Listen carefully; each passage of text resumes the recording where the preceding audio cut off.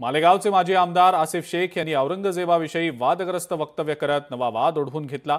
शेख यांच्या या वादग्रस्त वक्तव्यानंतर आता तीव्र प्रतिक्रिया उमटतायत। राष्ट्रवादी काँग्रेस नगर शहराचे आमदार संग्राम जगताप यांनी यावर तीव्र प्रतिक्रिया दिलेली असून औरंगजेब हा भारतीय किंवा महाराष्ट्रीय नव्हता, त्याची वंशावळ परकीय देशातली होती, त्यामुळे आसिफ शेख हे महाराष्ट्रातले आहेत का असा प्रश्न उपस्थित त्यांनी केलेला आहे।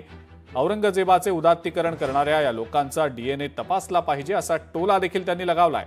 ज्यांना औरंगजेबाचं गुणगान गायचंय त्यांनी भारत देश सोडून पाकिस्तान किंवा पॅलेस्टाईनमध्ये जावं असा टोला सुद्धा जगताप यांनी लगावलाय। औरंगजेबाची पैदाइश ही भारतीय नव्हती, त्यांची वंशावळ त्या औरंगजेबाची ही परकीय तो मुसलमान होता। त्यामुळे तुम्हाला जर जो महाराष्ट्रातला आणि भारतातला मुसलमान आहे त्याला औरंगजेब कदापि मान्य होऊ शकत नाही।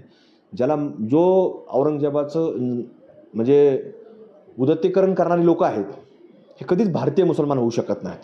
त्यामुळे कदाचित याचाही डीएनए चेक करावं लागणार आहे की हा कुठली व्यक्ती आहेत आणि ज्याला औरंगजेब लागत असेल त्यांनी त्या फिलिस्तीनला जावं, पाकिस्तानमध्ये जावं, भारत देश सोडावा। लोकशाही मराठी ऐका, पहा, जागरूक रहा।